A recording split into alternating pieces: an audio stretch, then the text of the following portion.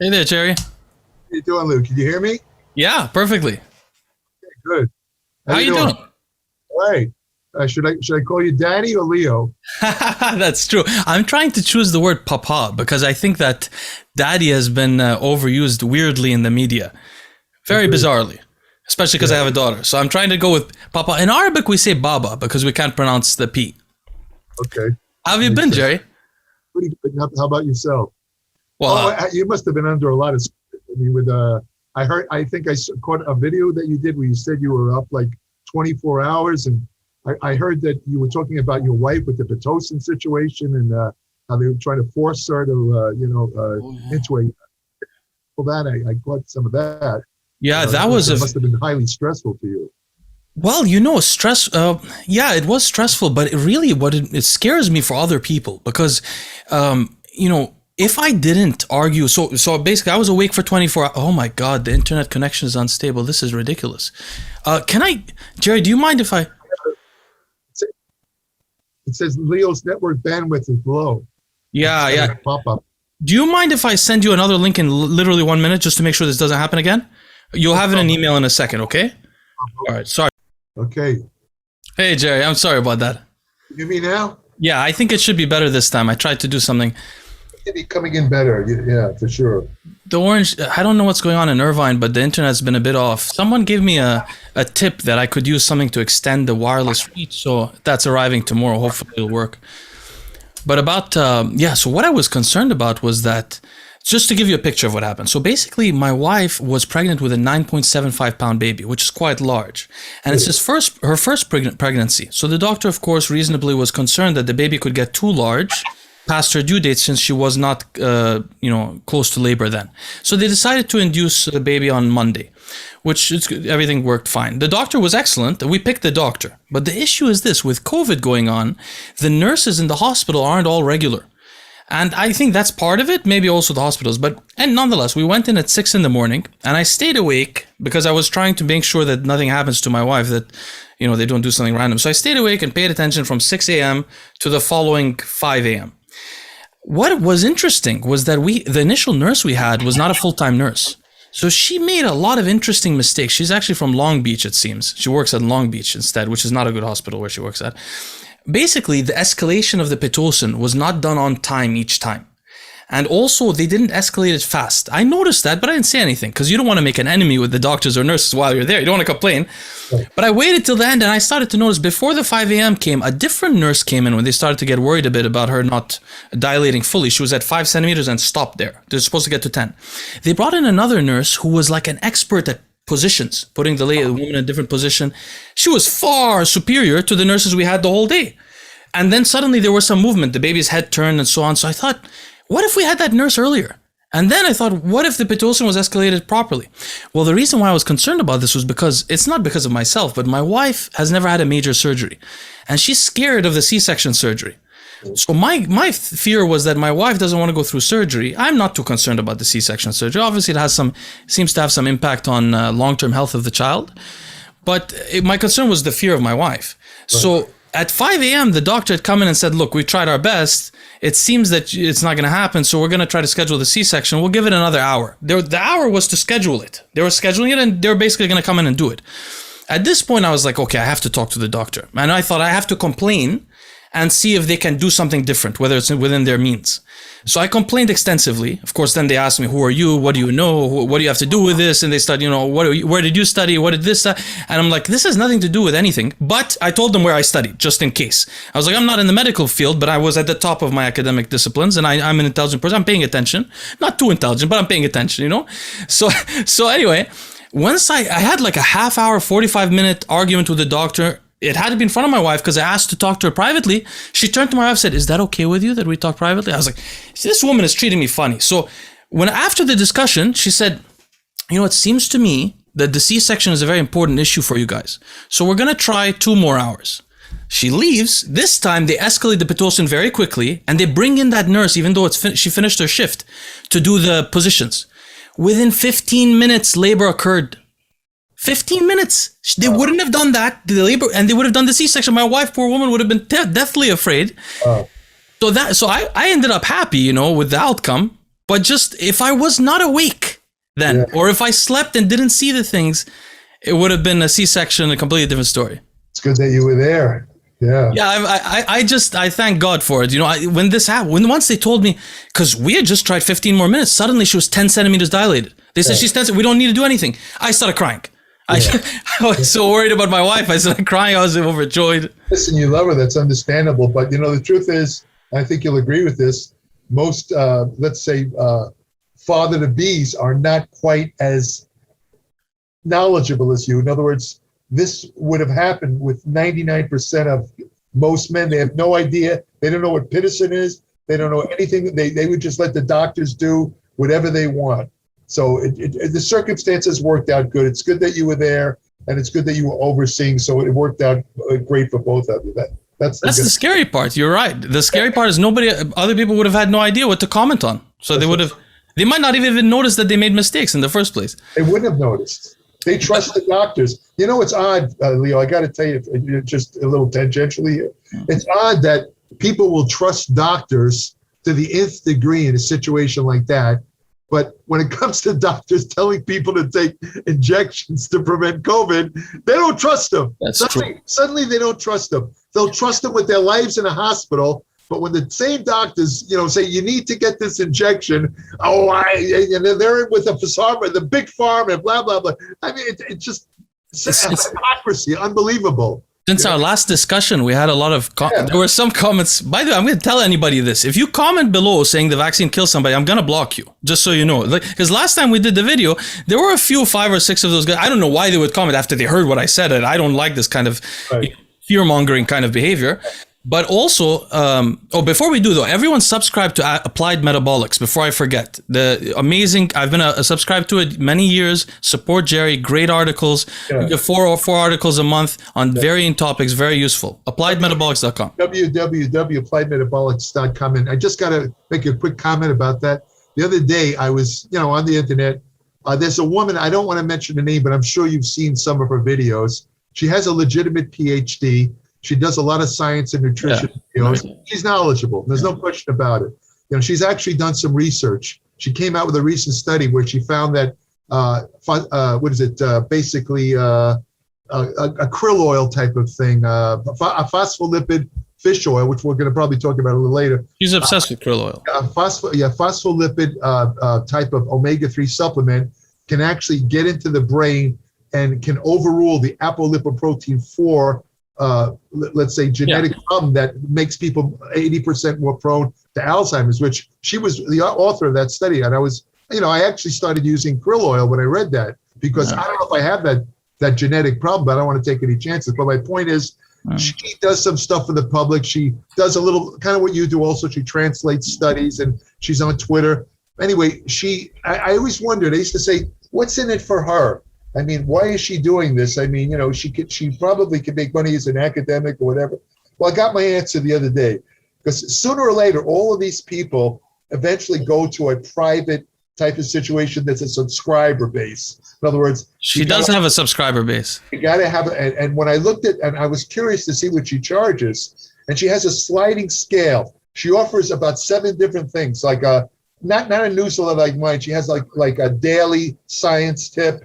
And then there's something that I can't remember what the others were, but they were, but apparently to get all 7 of them, the price was, and this almost made me fall out of my chair, was $250 a month. Wow, that's incredible. And I'm charging 10 a month for 50 pages, and more power to her. I have nothing against her, but I'm thinking to myself, the cheapest subscription she had was $15, still $5 more than, and for $15 you probably get just the daily science tips, which is 2 paragraphs. It's nothing. Actually, you know what I'm saying?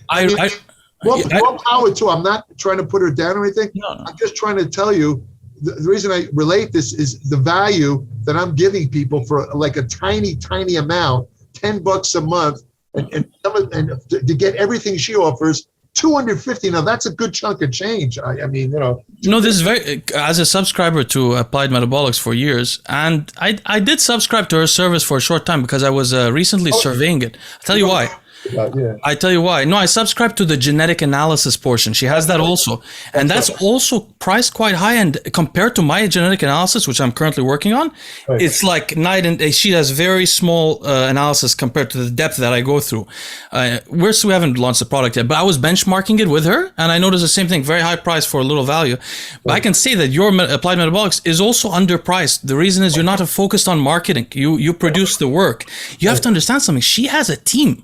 Oh yeah, a team of researchers and assistants, and so it's all, when you market heavily, you can price things heavily, and that's why I wanted to bring up Applied Metabolics, because sometimes we don't mention it. Maybe the people here don't know, but you charge very little for it. They're handwritten articles. They have fun historical facts once in a while.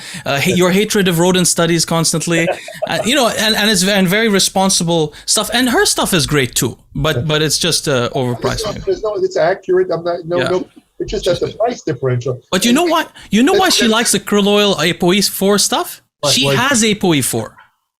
Oh, she does? She's heterozygous. So is Peter Attia. Yeah.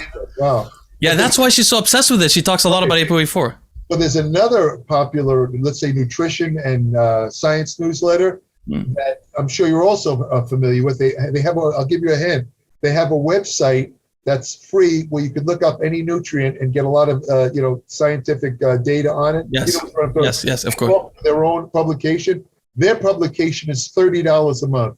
It's 3 times more than mine. It doesn't come close to the extent of information in each issue. It's like much smaller than mine each issue. But here's the point I'm trying to make. They have like 30 people on there. 30. Wow. Like one. Yeah. 30 people work. I mean, that's the thing. If you really want to expand in this kind of business, you have to start hiring. You have to hire research assistants, because you're competing with everybody else that has 20, 30 people. And same with me. I tried to get some research assistants, but they weren't working in as speedy a fashion as me. So it's difficult. Problem is, I don't have, honestly, to put it bluntly, I don't have enough subscribers right now to hire people. If I did, I wouldn't mind doing that. If I had enough subscribers, I would be open to it. It would help me out a lot, because if I can get some people that have a science background that can help me write, it would take a lot of the burden, because I work 7 days a week. 7 days a week. I never get a break, because it's only me. I have to do the researching, the editing, the writing. It'd be nice to have help, but maybe hopefully in the future that'll happen. We'll see. Well, I'm glad we did this podcast within 2 weeks. I always say we're going to do one close after, but we don't. We should try to be regular with every 2 weeks. And we mention it each time. Hopefully, the younger generation that's following my channel can learn about it. And by the way, when you subscribe to Applied Metabolics, you have all the previous issues on the website. Right. That's right. And that's 7 years. Yeah, no, when I subscribed, it was 3 or 4 years I went through all of them. Every month, I went through everything that wasn't fitness related. I wasn't so into fitness at the time, but I read everything. Well, that's the thing. See, that's the thing about my publication. I mentioned this in my own videos, is that there's something for everybody in there. I write for women. I mean, I don't write just for hardcore bodybuilders, but there is stuff that would interest hardcore bodybuilders, athletes. But there's stuff in there that would interest anyone who's interested in health and longevity. Has nothing to do with bodybuilding. I think you would definitely agree with that. Yeah, at that time I wasn't that into fitness and bodybuilding, but there was a plethora. There's a lot of articles on longevity, on health and stuff like that. But also, if you are a bodybuilder, there's almost always one article or so that's on muscle, on hypertrophy and stuff like that. But back, I'm just going to say, I just ended by saying, like yourself, I mean, I'm also very big on longevity. I have a definite reason. I'm a lot older than you, but besides which, I know there's a ton of research out there that nobody seems to be writing about. I try and write it for the public in my newsletter, and I try to make it practical. Like, rather than just giving out scientific details where somebody says, "Well, what does that mean to me?" I tell them how they can use it. That's what's. In other words, I try and make the articles as practical as possible. Every article is practical, written in colloquial terms whenever is possible, and very entertaining, to be honest. You're a very good writer and an entertaining writer. I'm not like that. Yeah. But back to this COVID vaccine thing. So it's frustrating because, listen, I don't study the virus and I don't study the vaccines. But my issue is this. I understand if somebody is, and by the way, the kind of videos people are making about this subject are ludicrous, like all over the charts. But on this, what you could say is, right, as an American that loves liberty and freedom, which I am one of those people, you could say, I want everyone to have the legal freedom to vaccinate or not. That's completely acceptable. Whether that harms society or not, we could say there is a reason you would think that it does maybe infringe on your liberty if you can't do it or whatever. That makes sense. But to say that the vaccine is an undercover agent designed to kill us or spy on us, which is another one, by the way, spy on us. I mean, if you're going to say that, then why don't you focus on the actual virus, which is way more questionable? I mean, the virus is very interesting. You know, if you want to say like, oh, suddenly this virus came out of China and really harmed the West in particular, changed the way the world is structured sort of in terms of power. Okay, I get you can go conspiracy theory that way, but why do it with the vaccine as more? It's all because of this guy who made vaccines notorious, I think. Well, you see, my problem with what you just said is you were talking about individual freedom. Normally, I would agree with you because, like you say, we're both Americans. There's a debate on that. Yeah, I know. Their freedom, but here's my problem with that. There's two problems with that in my mind. First of all, the people who are not vaccinated are mainly responsible for the reason why we're still in a pandemic right now. Almost 100% responsible. Second of all, they all are also still spreading it. Now, it's their right not to get the vaccine, but you know, most of the time that you're asymptomatic, you could spread the virus. So they, you know, if they're not observing like social distancing, hanging out, you know, like a lot of people like to hang out and this and that, they're spreading the virus. And by doing so, they're hurting other people. This is my problem with the individual freedom concept. If you don't give a crap about yourself, you know, and the CDC has issued several statements, and I've seen this with various researchers, the extent of the virus, the way it is now, and there's a new one that just entered California called Lambda. It's mutated again. Started in South America. It's now here in LA, Lambda. It's still another mutation, right? My point being that what they're saying is that if you don't get vaccinated, you will inevitably get COVID-19. Now, that's your business. If you think it's like just a bad flu, like somebody, oh, it's just a bad flu. Again, that's your personal. What I don't like is you're spreading it around. You can give it to somebody who, let's say, has a lower immune response. That person might wind up in a ventilator. You're not doing it purpose. I'm not saying they're doing it maliciously, but by not getting the vaccine, they're basically spreading it around. They're the ones that keeping this pandemic alive. If 80%, I think it's up to 80% now. You used to say 70%. If 80% of people were vaccinated, the thing would be dead. I mean, there'd be like nothing. There would be no mutation. Nothing would happen. It would be over. But these people don't realize it. They're keeping it going. It will go on inevitably. After Lambda, there'll be Epsilon. They'll go through the Greek alphabet. And then like, you know, it's just going to keep going. That's my problem, see? Couple of notes on that. One is this issue of individual liberty and social responsibility is it's a timeless argument that's been, you know, occurring for hundreds of years. Yeah. And there are, you know, you can create developed political arguments for both sides of it, right? You know, you can, and then you can, some people will say, well, America has a different sense of social responsibility in its constitution. You know, there could be an argument there. Right. The second one is what people will say to you, and I don't necessarily agree that it's true, but what people will say to you is the people that are concerned should get the vaccine, and then the others, if they spread it, you're still not going to die from it. So this is what they often say. But the thing is, Jerry, what bothers me is not this. Those two have valid arguments, like, oh, I have the social free responsibility, or I have the freedom, liberty. Fine. But the one that goes around to tell people the vaccine is going to kill you, if the vaccine is going to kill you, the virus is going to kill you. I mean, it doesn't make sense. You're going to get the virus for sure. Yeah. And if the vaccine was going to kill you, the virus will kill you. Well, there's no doubt that the virus can kill you. The vaccine killing you is minuscule, 0.03%. Yeah. But then they have this argument like, oh, you're gonna have your immune function will be designed to respond to this. You have more clotting long term, stuff like that. Well, the virus would do the same thing. That's what I don't know why they demonize the vaccine. The virus is there too. Yeah, but in other words, that type of thing about the more clotting over time, this is a conspiracy theory. There's no evidence for that. Is it true? I haven't looked into it. There's no evidence for that because, you know, you don't keep up with the vaccines. Yeah, I don't. I read all the medical journal articles as soon as they come out on the vaccines. No way. That is BS. You know, there's a guy, I think we might have talked this last time. There's one guy who claims to be a virologist. He did a video where he says that the vaccine causes long-term damage to the endothelium. Did we talk? I think we talked about that. And eventually it cause heart disease and this and that. And, you know, the guy had some background and it seemed slightly plausible to me. But then when I did the research, completely wrong. It doesn't make any sense, because for that to happen, the vaccine would have to stay in the body long term, long enough to go all through the body and affect all the blood vessels in the body. It doesn't work like that. The vaccine stimulates the T cells, the S protein, this and that, and then it's basically degraded in the liver. It doesn't stay in your body. It doesn't get into your cells. It does not affect DNA, so it doesn't cause genetic. All this this is the kind of crap that people. That's what we got a comment this today on the channel saying that it moves around the body. I don't read the research, so I don't comment. I do, and trust me, that's completely false. Completely false. There's not a drop of it. They know, they track the vaccine. They know where it goes. It does its job. It's broken down the liver. In fact, that's why they're talking about boosters now, because a lot of people, they're not sure how long the protection lasts. And some people, it could be 6 months. I'm talking about 2 injections.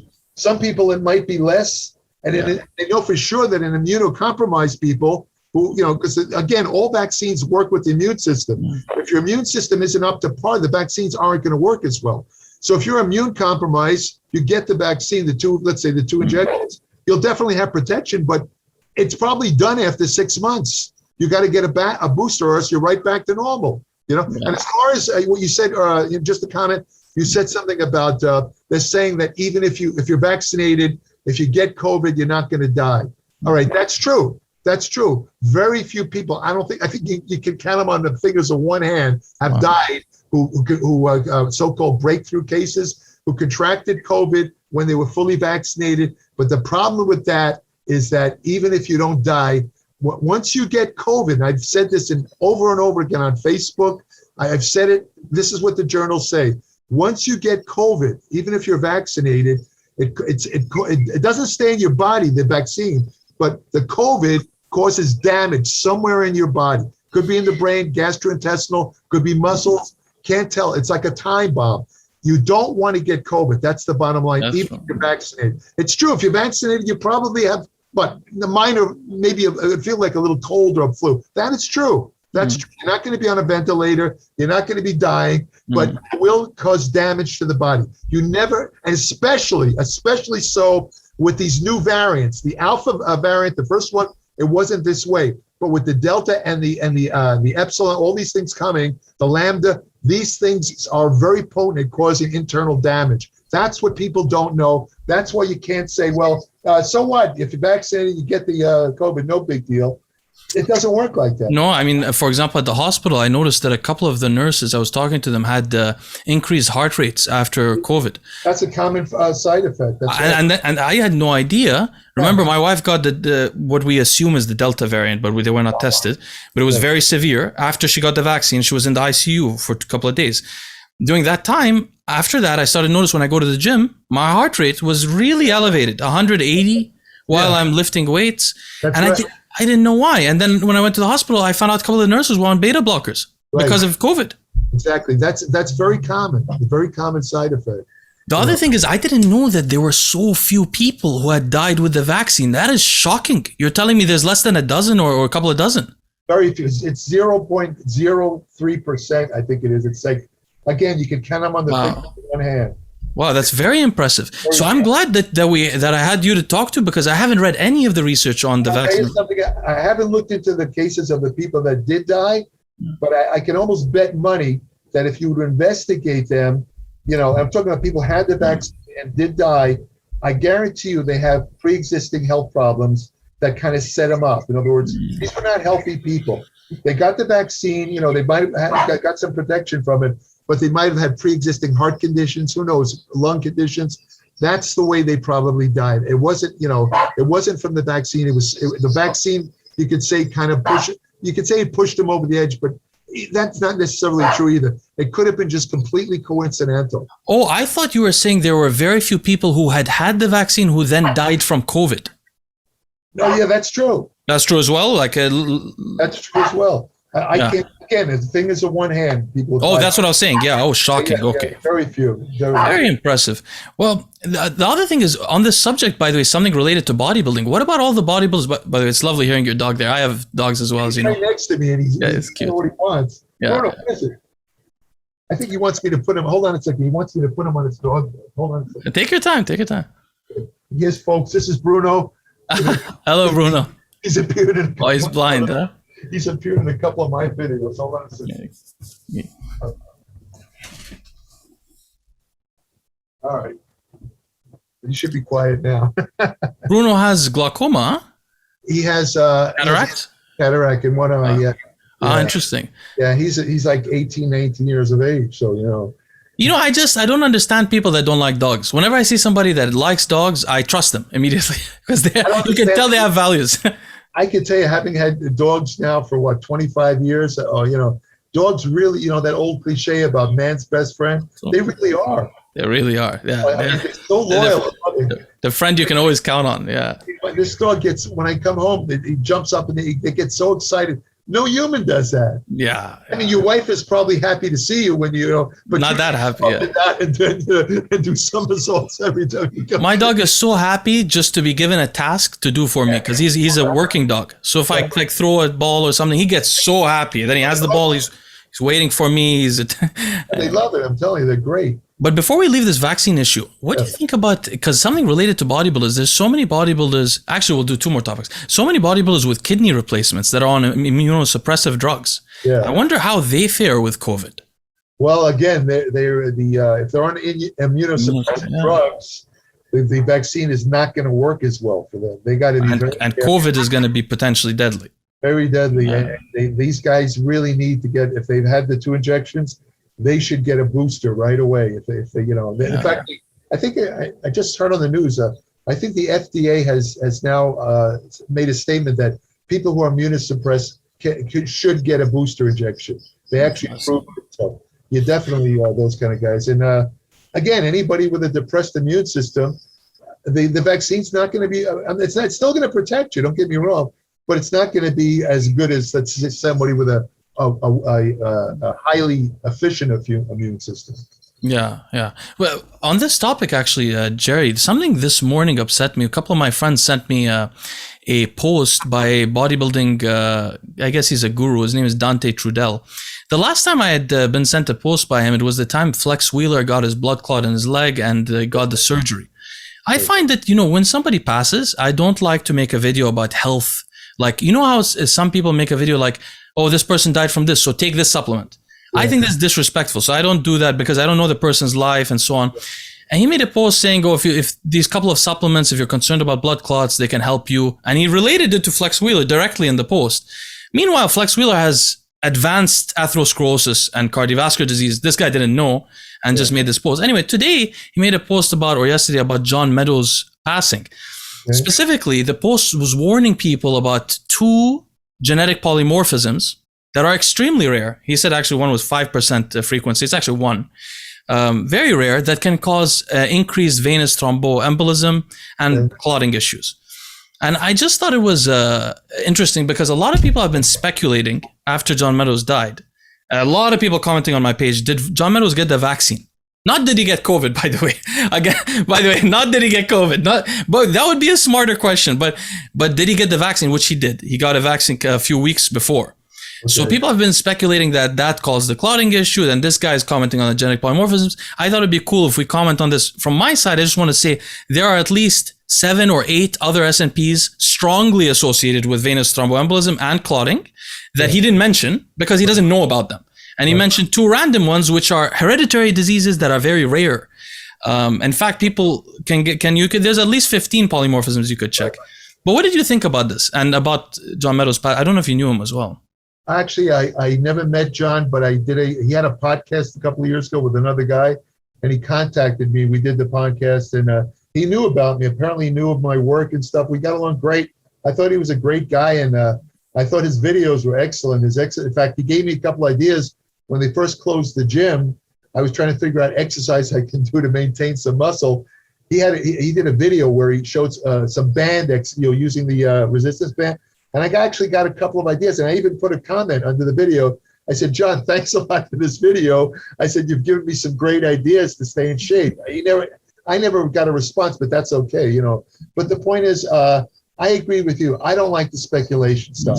Every time a bodybuilder dies, if it's a guy who's competed fairly recently. The first thing they say is he died from steroids, right? And now in the case of John Meadows, the man, as we all know, he had a previous heart attack.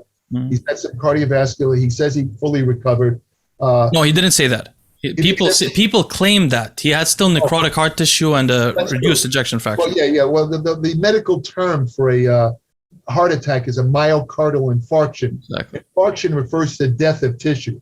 Every time you have a heart attack or a myocardial infarction, a piece of the heart is dead. Oh, I never knew that. It is that way. It's dead tissue, necrotic tissue. That's permanent. That doesn't heal. Now, it depends on the extensivity of the damage.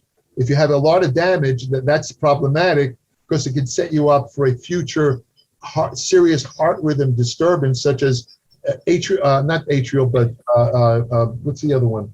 The fibrillation that kills people. I forgot what it's called. It's called atrial fibrillation, isn't it? Oh, that's the most common one. There's a couple of them. Ventricular fibrillation. Oh, yeah. That's the death fibrillation. That's the one where you see in the movies where they're putting the cardioversion with a shot. You got 6 minutes to save a person or their brain dead.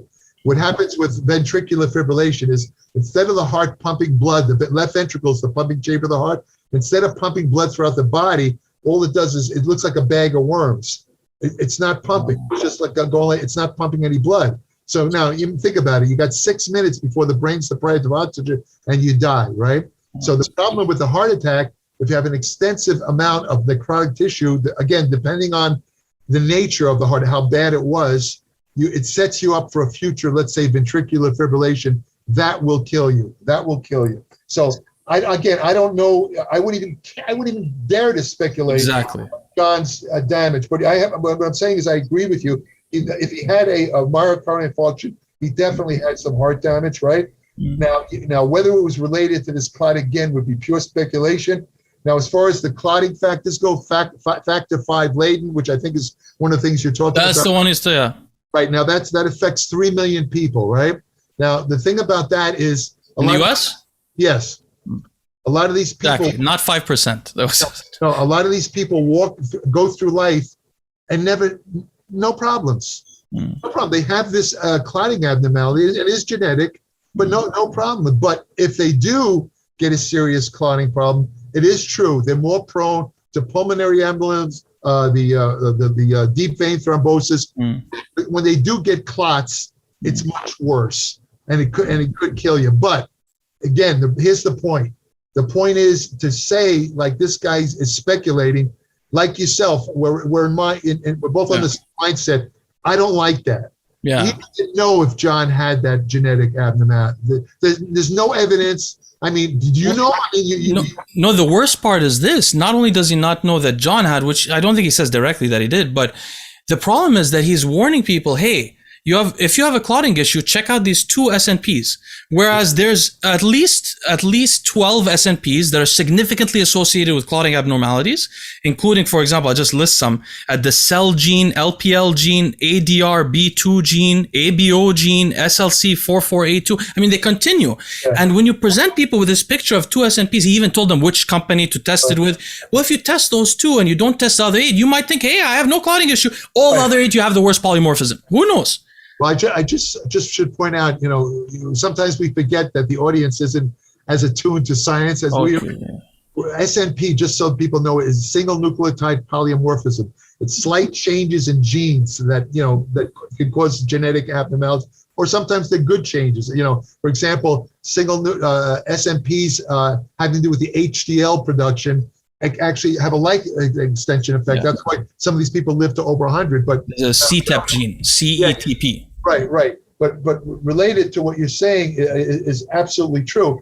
And I liken it to heart tests. I think we might have talked about this once when I mentioned that when you go for a lipid panel, blood test to check, let's say, cholesterol and low density lipid, LDL, HDL, all that, it gives you only a general picture. People don't know this.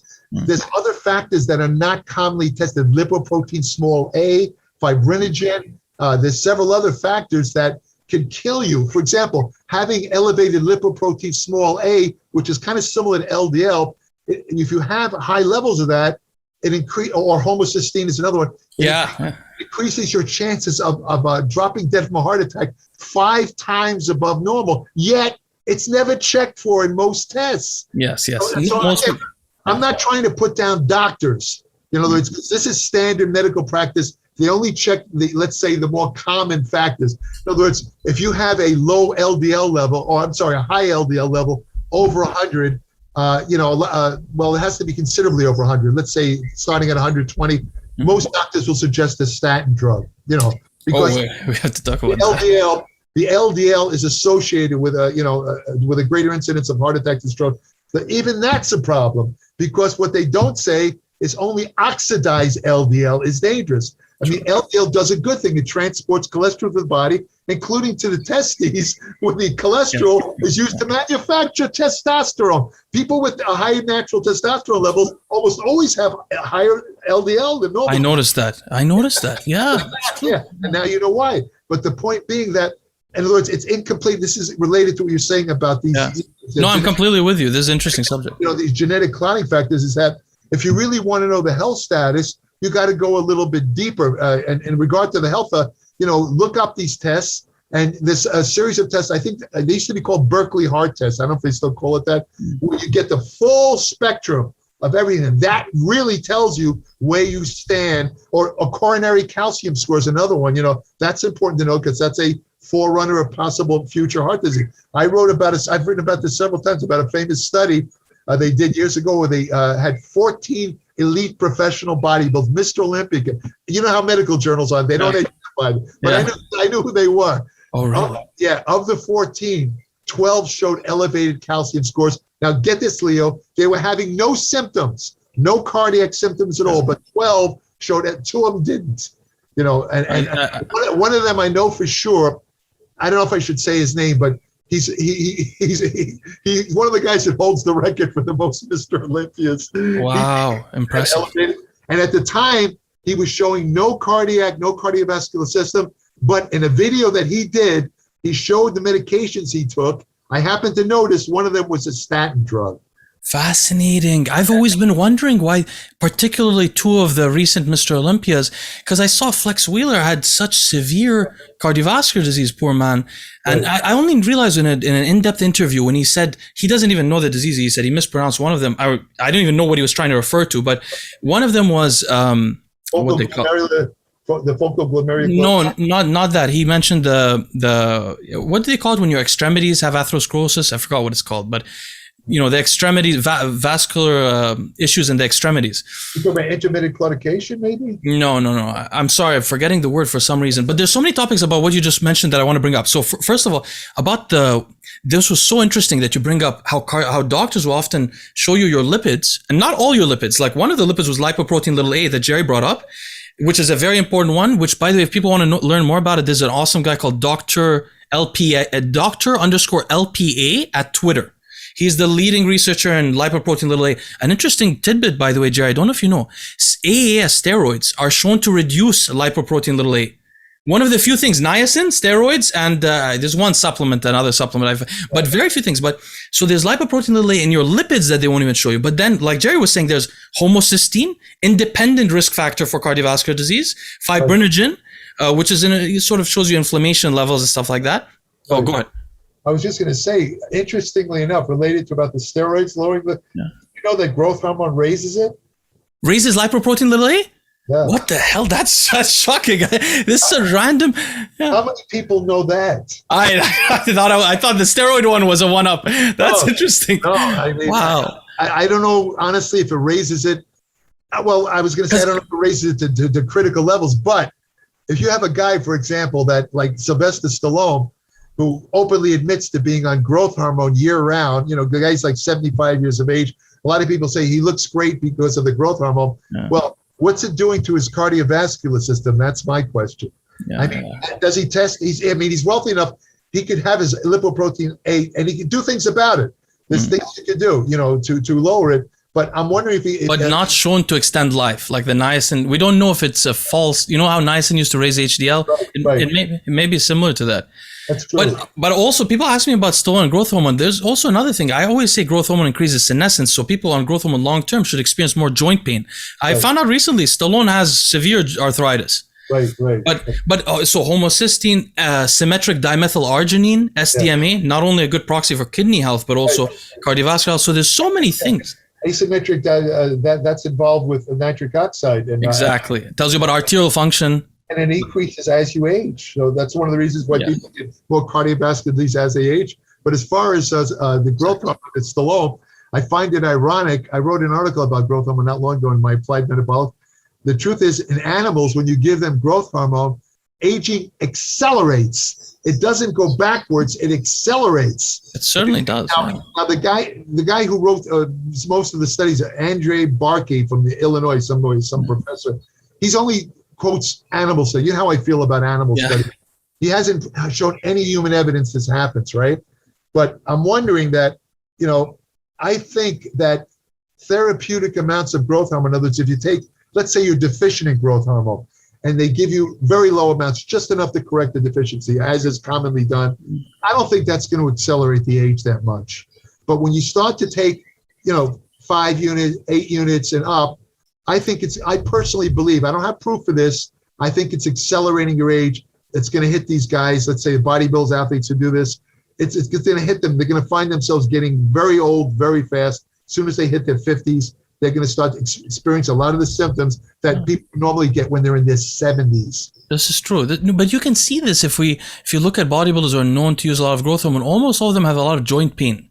You notice that. And why I say joint pain, because, there's an interesting study on human females with osteoarthritis of the knee, showing that injecting a senolytic, which is a compound that kills, I'm just saying for the audience, kills senescent cells.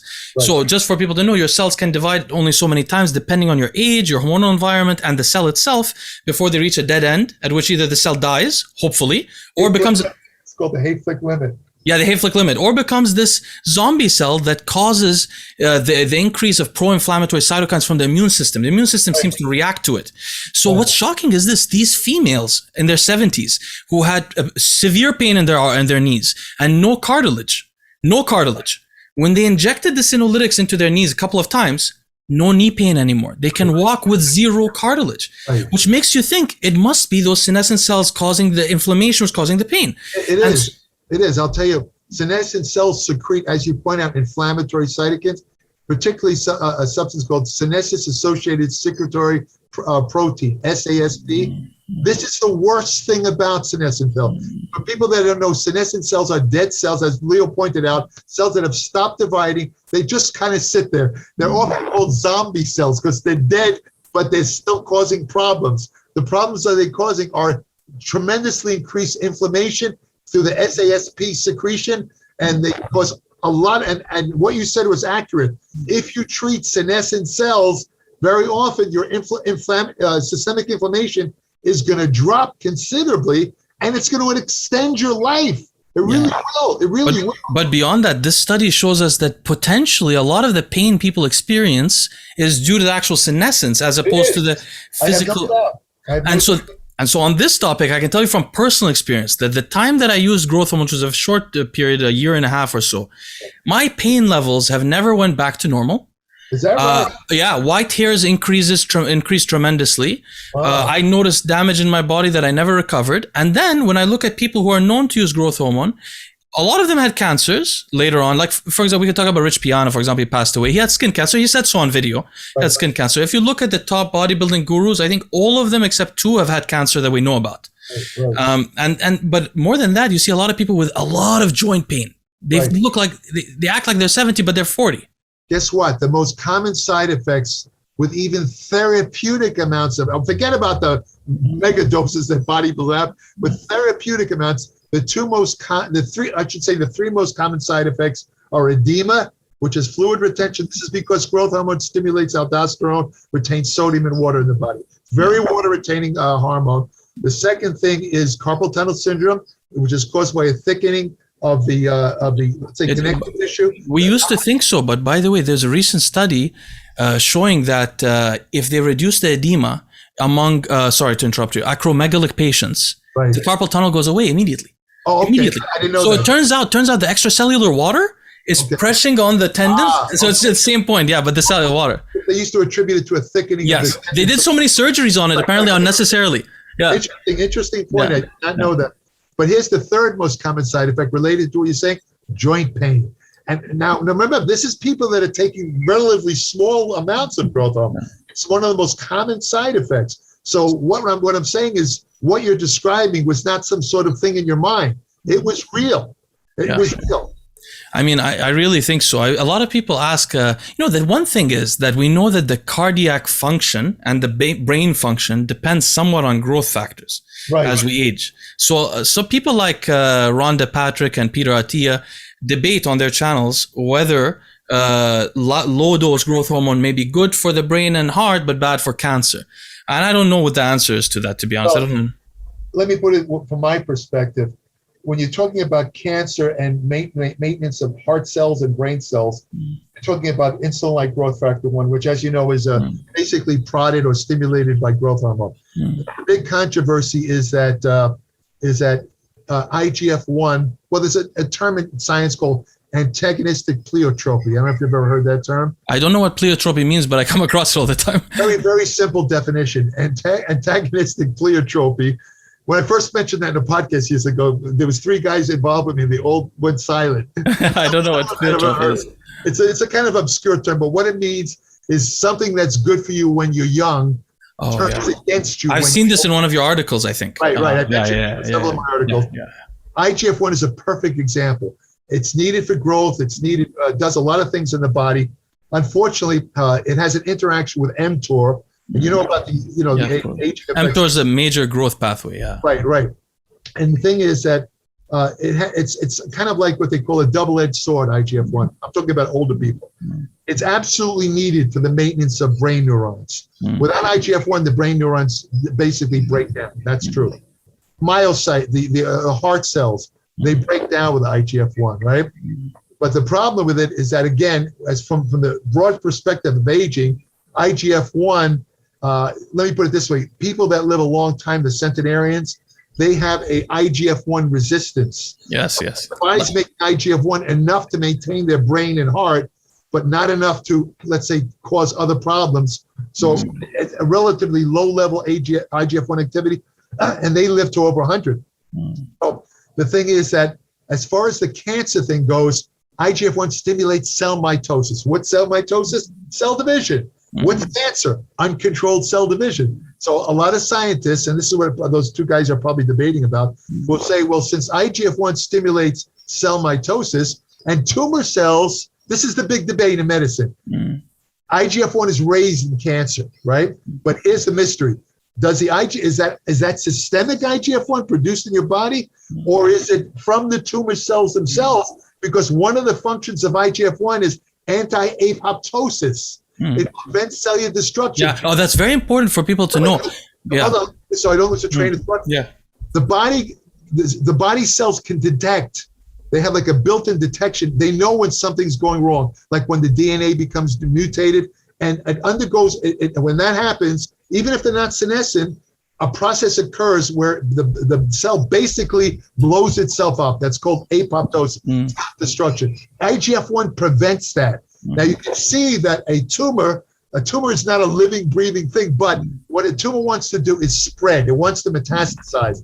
So what it does, this is the theory, it secretes IGF-1 on its own to prevent itself from self-destructing. So the big debate is the elevated IGF-1 promoting cancer, or is it from the tumor cells themselves? This is an unanswered question. Nobody really knows right now. So, but there's one interesting thing about IGF-1 and growth hormone is that these hormones, I've noticed when reading about them, they go in tandem. Like when IGF-1 raises, vascular endothelial growth factor always seems to raise also. Let me stop you. I don't mean to interrupt you, but I think you'll be interested. They just came out with a study yesterday.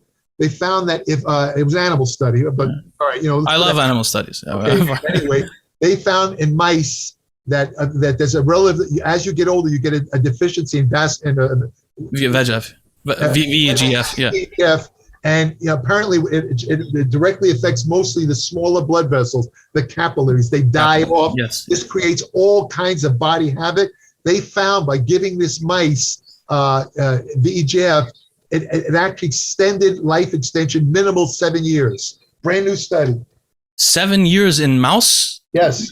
I'm sorry. Mouse and human years. I'm sorry. I got it wrong. The equivalent of 7 7 years in that's very interesting. I mean, it's not a huge increase because I assume that the mice can get like 50% increase, as you know, just from caloric restriction. But one thing though, Jerry, I don't know if you ever come across VEGF in relation to cancer. It's a because it promotes what's called angiogenesis, the birth of new blood vessels, and most cancers require a lot of blood supply to get started at least. Although some can function without, Well, without angiogenesis, there's no metastasis. They have to have it. And VEGF, they do produce VEGF, and that's part of it. And there's a class of drugs, experimental drugs, I'm sure you're aware of it, that basically block angiogenesis as a way of treating cancer. That's They were originally started, I think, mostly in it's not glaucoma, it's a kind of eye disease, retinal eye disease.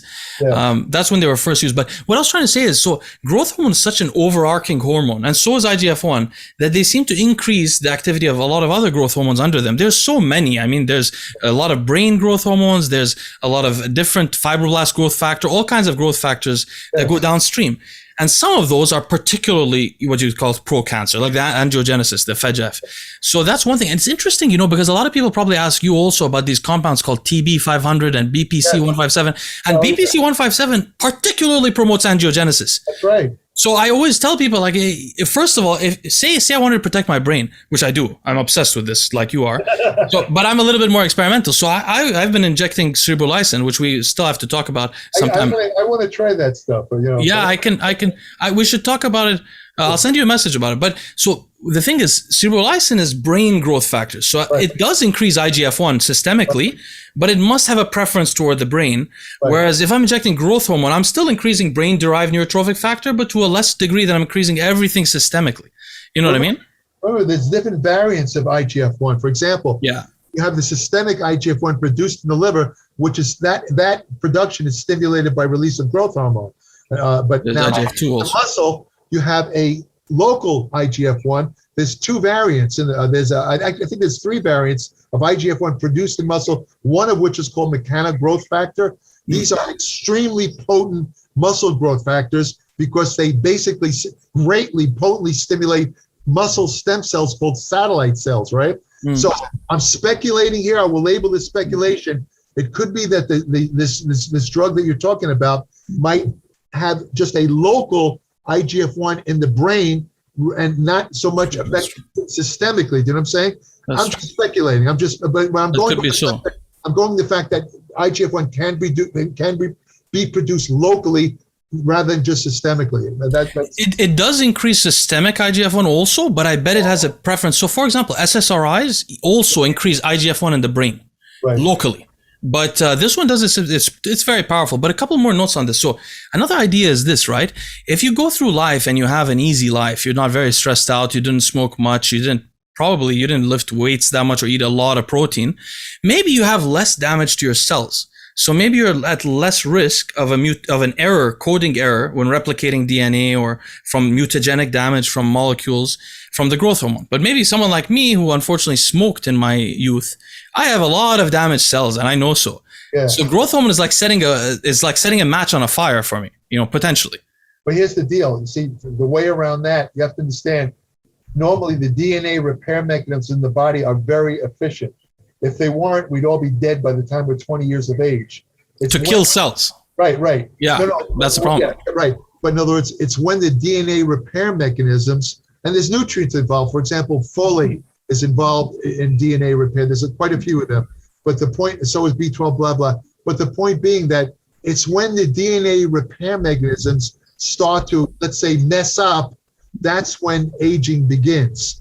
In other words, the people that live long, I mentioned earlier the centenarians, the people that live, over 100, let's say, they are genetic freaks. I call them mutants in the sense that they don't do anything special. They don't exercise. They don't eat. They're not on a calorie restricted diet. Blah blah. They're not obese. They never get it. They're usually smaller people. But what they found is they have genetic abnormalities like FOXAG. We talked about that basically increase DNA repair far longer than other people. Because of that, they make it to 100. That's why they live That's the main reason why they make it. But this is where it gets worse, right? Because when you have high growth factors, the cellular repair mechanisms are turned off. Right. So if you're in a constant grow, mTOR is activated, you're not repairing those things. So unfortunately, when I was smoking, I was eating 300-400 grams of protein a day. I was natural, so I was eating a lot of protein.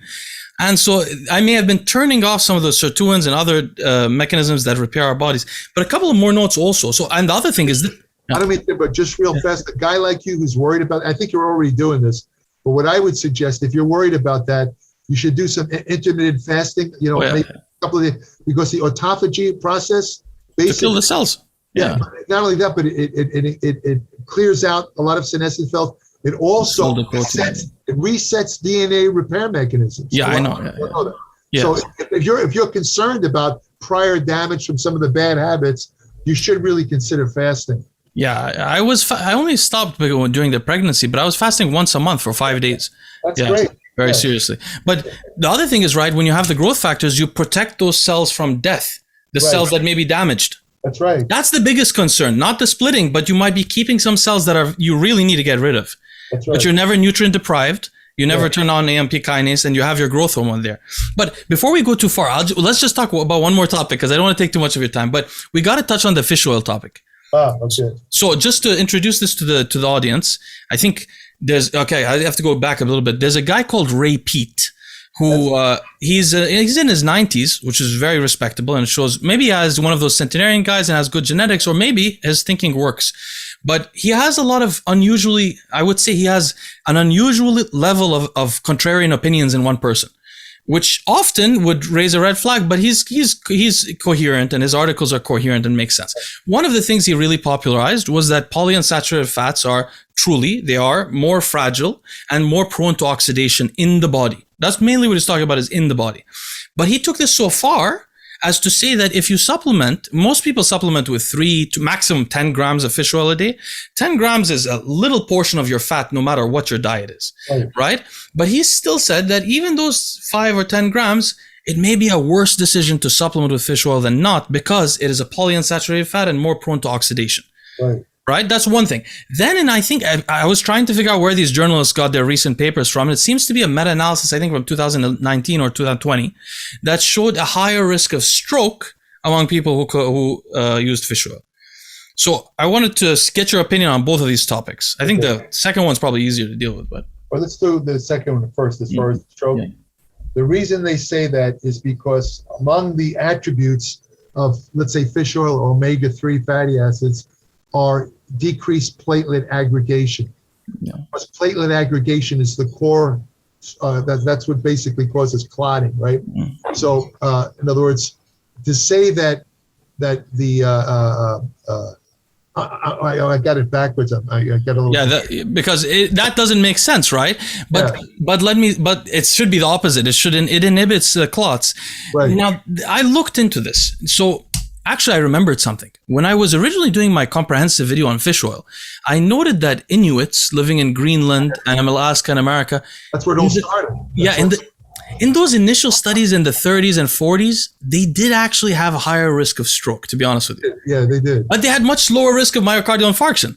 You have to understand there's 2 kinds of stroke. One of them involves a clotting mechanism, which is called a cerebral, what's it called again? I can't remember the medical Cerebral aneurysm?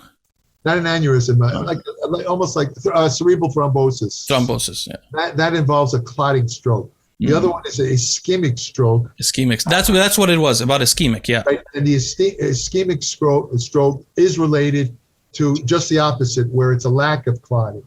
So, interesting. I didn't know that. So that would explain the higher rate of strokes in that population. But they were much higher levels. What concerns me, however, is, a lot of science is very, we've talked about how it's plastic, meaning it's not made of plastic. Plastic means it changes all the time, This is the problem with the COVID thing. I mean, a lot of people say, wait a minute, 4 months ago, they were telling us we don't have to wear masks, and now telling us we have to wear. They don't understand. It changes because of the way the virus mutates. We're in a dynamic environment. The science is always changing. It's not static. I'll give you an example in relation to fish oil. For years, they've said that fish oil helps to prevent cardiac arrhythmias, which are rhythm disturbance of the heart. They just came out with a study last week showing that fish oil stimulates atrial fibrillation. Yeah, that's so. And I'm thinking, what the fuck? You know, I mean, geez, but I'm thinking to myself, now, here's the thing. They weren't specific. Is that low dose fish oil, or is it the people that are taking, let's say, 10 grams or more? Because there was a guy named Charles Poliquin. Have you heard of him? Yes, yeah. I knew him. He was a famous trainer. He used to, he told people who had high systemic inflammation, or let's say pain in the body, he used to tell them to have 50 grams a day of fish oil. Well, the initial studies, you know, they're on 20 grams, 25 grams. So that's Right. probably what is influenced by. I tell people 3 to 9, but that's a lot more. It's a lot. No. Well, that's an interesting. That gets us to the second topic. But just briefly for the audience to know. So these initial go ahead. I just want to say, just before I forget, in reference to the first thing that this guy Pete says about internal oxidation, it's true. Polyunsaturated are highly prone to oxidation. There's no question. That's not even debatable. But the thing is, you have endogenous antioxidants and dietary antioxidants. A lot of people will take various supplements, vitamin C, A, E, you know, these are dietary. Then you have the endogenous glutathione, catalase, there's one or two others that basically handle that stuff. As long as your endogenous antioxidants and your normal, and you don't have to take supplements. If you eat fruits and vegetables, you're getting a lot of natural, or you know, broccoli. You're getting a lot of natural antioxidants. Under normal circumstances, the endogenous antioxidants and the external antioxidants will prevent any type of oxidation problems related. However, if you're taking massive amounts of fish oil, where we're talking about over 25 grams a day, there's a chance that it might overcome the internal oxidation, antioxidation factors, and you might have some increased oxidation. But that would be with massive amounts. I myself I've never taken more than 5 grams a day. So that's a very coherent, and that's a great analysis. I think so. We'll move to that. So the antioxidant thing, the idea is this: it's about the amount, the quantity. You can have a little oxidative stress in your body; it'd be neutralized, and you still get the inflammation reduction from the EPA, which is really genomic, and other effects that are beneficial. But I did do some research on this, and some of it surprised me. So I found it began in 2012, a rodent study showing that oxidized fish oil produced harmful effects in the rodents. There's later studies on pregnant rodents, oxidized fish oil increasing mortality of the mothers as compared to non-oxidized fish oil, and as compared to high oleic sunflower, I think it was sunflower oil. But anyway, there was a couple of things. And then there was another one, actually, to be honest with you, human study on like 54 participants that shows that oxidized fish oil over a 7-week period increased LDL cholesterol by 6%. Whereas unoxidized decreased it by 19%. Yeah. So this is what we're talking about here now, just for the audience to know, is we're talking about the fish oil before it even gets in your body. Is that oxidized? Because if it is exposed to air and hot temperatures and sunlight and so on, it can oxidize before it even gets in you, and then potentially whatever's not oxidized could get oxidized in your body enzymatically. So, but overall, we have to keep in mind something. All these cardiovascular studies showing the major reductions in heart attacks, they include the natural oxidation of by definition, the people are oxidizing the fish oil that they're taking. Yeah. So the net effect seems to be a net positive, a major net positive, right? Right. And on the topic of strokes and arrhythmias, I'm glad you brought up the arrhythmias. I was forgetting about it. In the initial studies I looked at in Inuits, they had massive reductions in heart attacks, but they had slightly higher risk of arrhythmia and of that ischemic stroke. But so if somebody's, I don't know anyone, by the way, that only has a danger of ischemic stroke. I think most people have a danger of a heart attack also. So it's a little bit, I don't know anybody who would want to certainly avoid fish oil. But you can see from, like, I did a video on this that I'm going to post soon. There's even a study excluding the Reduce It trial. That trial, just for audience, you know, they use 4 grams of EPA called Vasepa. It's a ethyl ester form, actually, which is more prone to oxidation, by the way, it turns out, from some surveys. They use 4 grams and they have like around a 25% reduction in heart attacks in people already on statins. Yeah. And that have had heart attacks before. So you're talking about maybe the most life-saving supplement that's ever been found. Right. Well, I don't know if anything else does that. I did, maybe 2-3 years ago, came out with you probably know this, they came out with some studies in the journals talking about how omega-3 fish oil has no effect whatsoever in preventing cardiovascular disease. I got so angry that I immediately, the same day, got some research together and typed an entire article, point by point, talking about why it was false. And I quoted actual double-blind, placebo-controlled studies, like this famous, I can't remember the name of it, Italian study, you probably, I'm sure, have seen a couple of years ago, showed a 20% decrease in overall mortality from high omega-3 intake, right? You go on, and as far as the oxidation, everything you said is true. Oxidized omega-3 is not good. It does raise LDL. It's basically toxic stuff. But here's the thing: you got to be careful when you buy fish oil, whether it's capsules or liquid. I use the liquid because I don't want to have to. I don't want to have to take. By the way, surveys show the liquid is less likely to oxidize than the soft gel. Yeah, because the soft gel's been sitting around. Who knows? Exactly. But any type of fish oil supplement. First of all, the first principle, you got to, as soon as you open it up, you got to stick it in the refrigerator. Absolutely. Refrigerator will help prevent oxidation. Second point, if you are concerned about that, and it's a legitimate concern, I mean, they've done studies. I remember one year they did a study where they analyzed something like 15 commercial fish oil supplements. They found that 12 of them were oxidized. And this was liquid and capsules, right? A year later, they did the same survey, and for some mysterious reason, only one of them was now oxidized. I'll tell you, the recent review of these oxidation tests shows that they're very unreliable, particularly in the face of food taste, when they add the taste to it. That's true. But here's what you can do. There's a site called something like the International Fish Oil. I can't remember what it's called exactly. Really? But what they do, get this, it's free. What they do is they test any company that's willing to have their product analyzed could submit it to them, and they will completely test it for every possible negative factor. And they also show the potency of the fish oil supplement, but they will tell you the level of oxidation in this. Wow, because Consumer Lab doesn't. No, they don't. No, wait. To get a certification from this, I think it's called IFO. Yeah. International Fish something. But anyway, something fishy about it. Anyway, so what I'm saying is that they will give a supplement that passes, and their tests are very stringent. They use the accurate, and they know the right tests to measure oxidation in fish oil. They will give it a certification, and the companies. I use a product that has a little thing on the label certified by the IFO, which makes it pass testing as being not oxidized. So if you're concerned, just go look it up. It's a free site, and they had list. You can look up any fish oil. So it'll tell you whether it's passed or failed on the oxidation. I'm going to the site right after we finish. I didn't know about this. Every time I speak to you, I learn something very valuable. I had no idea, because I was thinking, I looked at them for mercury content or the amount of EPA and DHA, but I couldn't find someone. This is great. This is great information. Yeah. Okay, so now nobody has an excuse. You can go check out if it's oxidized or not. But the mercury, first of all, they don't have mercury. Very few of them. Well, here's the thing. Fish oil, like cod liver oil, which is taken from fish liver. That has mercury, yeah. Everyone knows the liver is the detoxifying organ of the body, and in animals the same thing. So any toxins that accumulate are going to accumulate in the liver. Yes. So cod liver oil could have higher amounts of mercury in these so-called heavy metals and all that. But you have to say fish oil is taken from fish muscle.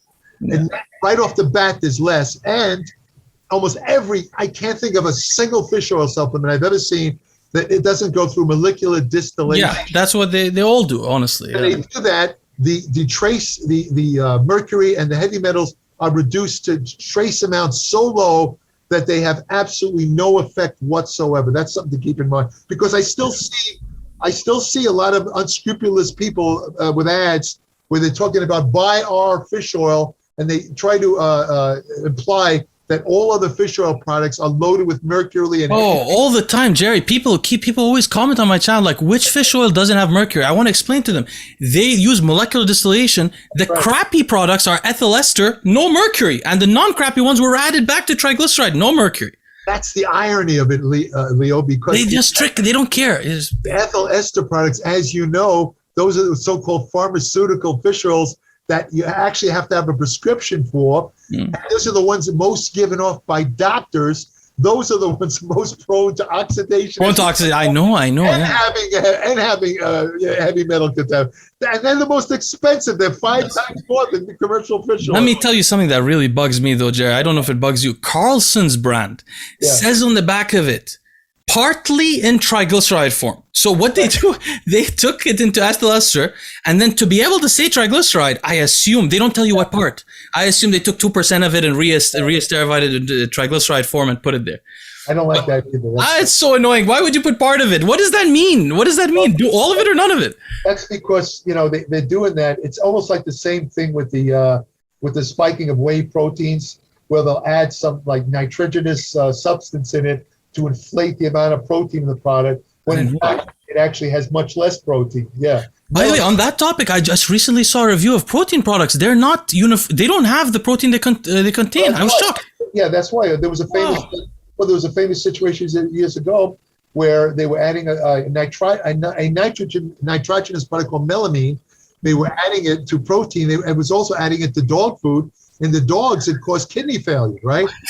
Then because of that realization, they started to look at human products, and they found a lot of whey protein products were being spiked with melamine, because whey, if you don't know about whey, it started as a junk product from cheese manufacturing. It sold at a fraction of a penny. But with the popularity of whey, just like gas and oil, it's gone up. Wholesale whey, it's gone up. So to make more money, a lot of unscrupulous whey companies will spike the protein with not necessarily melamine, but some other nitrogenous substance, which allows them, let's say it says on the label, 1 scoop contains 25 grams, but that 25 grams represents the total nitrogen content.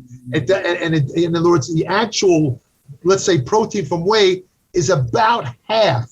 So if it says 25, you're actually getting 12, but the company's still charging you full price as if you're getting 100% whey. It's horrible, but it exists. I was shocked, Jerry. I didn't think that they would be so mislabeled. They were like 50% of the product, 60%. But do you know of a third-party reviewer that reviews the main brands? Not Consumer Lab does like health brands. There's one called Consumer Lab. I don't know if they've done a recent whey. I checked their whey recently because I wanted to see if they like review Optimum Nutrition or these kind of companies. They don't have those. They just have the natural food companies. You see, there's that's a kind of a problematic question, because there is a couple of sites that supposedly analyze, let's say, commercial protein products, but I think that they're kind of like, what they do is they're kind of like paid off by because I found some things that didn't make sense when I looked at their analysis.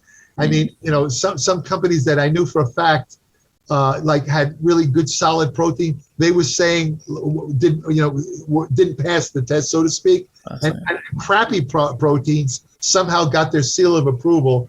And I have no proof to say this, but you got to be real careful with those sites, because I think a lot of them are paid off, because people will go on those sites like yourself to try and find out the truth about the quality of the whey protein.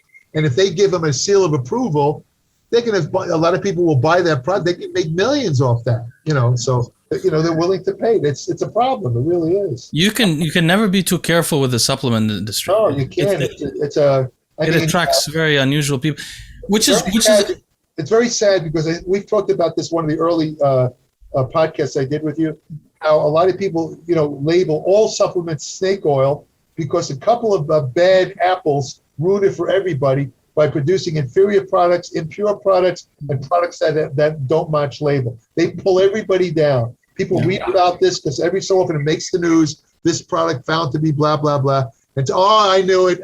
They're all junk. They're all crap. Yeah, especially doctors think that way, I noticed. Oh, a lot of doctors think that way. Actually, that's a good topic to end on, because we can talk about this next time. This issue of why some people prefer supplements over medicines, sometimes to their to dangerous levels. They refuse to take medicines, and some people do the opposite. So it's an interesting subject to leave on. Jerry, it was such a pleasure to talk to you as always. I'm sorry for the difficulties in the beginning. No problem. Not your fault. Not your fault. We'll talk in a couple of weeks. I think Bill Gates did that because he didn't want. Oh yeah. God, the problem is, I tell you something, you keep in mind, Jerry, I'm a quite conservative person politically, but this stuff is so embarrassing and it just, and also beyond my conservative nature, my first nature is about America and the people as a whole. I don't like tribalism over, Right. but just from my side, I feel embarrassed. That's why I keep blocking these people, make this post. Make an intelligent, don't embarrass all of us. Right. The thing is, Leo, I have to admit, I won't deny it. I find it so frustrating, this stuff we were talking about earlier, all these conspiracy theories about the vaccine and about COVID and this and that I was actually getting stressed over it, Yes, you can. Absolutely. And I said to myself, you know what? I have to stop looking at these things. Well, that's why I don't read about it. That's why I haven't. Yeah. If I see somebody on, let's say, Facebook, I just either delete them or go to the next. I won't read it. I won't get involved. I stop it because it's a dead end street. It's kind of you're not going to convince these people. You can't. They're into their own confirmation bias. It's not going to change. And it's horrible to read what they write, because I say to myself, unknowing people are somehow listening to these people that don't even use their real name. And they're saying the doctors are lying to us, but these schmucks who don't even reveal themselves, they're telling us the truth. I can't take it. I can't take it. I have to move on. But it's important. It's really important for each side to converse into. I think it speaks to our public education, honestly. Right. If we had more educated, which, by the way, there's a lot of an argument in the history that not everybody should vote. Not everybody's capable at analyzing information and voting. And this is one of the examples. You can see this here. You have these people voting. You know what I mean? So, but if people can have intelligent discourse, even if you might not agree, you can find out where someone has unfounded assumptions and so on. Right. Here you can't, because it's a religious opinion. Right. And it just, as a conservative myself, I wish they would direct their focus on other things that are very important, like America's place in the world, the future of America. These are all very big concerns, but they focus on the vaccine, which is, there's a lot of other things to worry about. I mean, there's 1 million people in concentration camps in China, and we may be ruled by that country one day, and it's scary. Well, look at what's happening. I feel terrible about what's happening in Afghanistan right now. Yeah, that is. The Taliban taking over, and those poor women. I feel so bad for the women of Afghanistan, because nobody's talking about that. Nobody's. I think about all the time the progress they made. They were getting an education. They were, they didn't, they were going forward. The women. Now the Taliban's taken over, and it's going to happen. And these women are going to be beaten in the streets. Mm-hmm. It's already happening. It breaks my heart to see that. I hate to see it. That's a bigger. I don't know how America could solve it, but it speaks to like the the whole war. Yeah. It reversed. It just reversed itself completely. Well, somebody pointed out something I hadn't thought about, and it's that society is so entrenched in certain beliefs, like the Taliban, blah blah blah, that you're not going to really change it. I think this is why Biden, and I think this is why they pulled out. They realized it's a dead end. You're not going to change. You have to stay there forever. You can't, if you leave it, it's going to just revert each time back to the way it was. It's sad, but what can you do? That's the way it is. There's not. I mean, I wish there was something you could do, but I can't think. Maybe I can't think. You can only win the hearts and minds and change culture. You can't force those people. Those people are some of the toughest people on earth. They don't give up. Oh yeah. They live in the mountains. Everyone has an AK-47. They're living on the edge anyway. Yeah. So you know what I mean. War comes. They're excited about it. So the big concern now is that they're afraid that this is going to cause the rise of Al Qaeda again, because they have a place to go to. Supposedly, you have to correct me on this. I remember the Taliban saying they didn't like Al Qaeda a couple of years ago, but if Al Qaeda comes up with enough money and arms, I think the Taliban would be willing to take them in and give them a haven, let's say. And if Al Qaeda starts to build up again, then we can have more 9/11s. God knows what can happen. That's the real danger. That's an interesting point to bring up. Al-Qaeda has had this, some of the other groups like the Taliban for a period of time viewed Al-Qaeda as being literally terrorists. So the Taliban are endogenous. They don't really attack other countries and do that kind of stuff, Yeah. So they looked at this attack originally when OBL started all of his terrorism. A lot of what they call freedom fighters who were fighting against Israel or so on looked at him as a terrorist because he wanted to attack civilians in another country. Okay. Somehow, in the last 20 years, this got fuddled, and it seems that a lot of the former so-called freedom fighters are really terrorists fighting civilians. Right.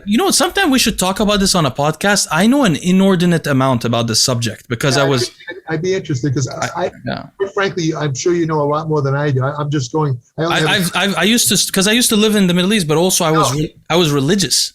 Right. So in the Middle East, religious people are constantly, they meet these people by accident. Right. You meet them in the mosque and so on. So I know a lot about their mentality, and it's something I've been thinking about talking about. I think that would be an interesting topic because a lot of people don't know about that stuff. Yeah, I mean, I could really explain the exact way they think. I really know how to. That would be a very interesting topic, I think. Yeah. Anyway, Jerry, I'll let you be for now. We got on different topics each time, but a couple of weeks, huh? We'll continue the same rate, huh? Absolutely. All right, there. Thank you so much, Jerry. Talk soon. Always good to see you. Take care. Bye-bye. Bye-bye.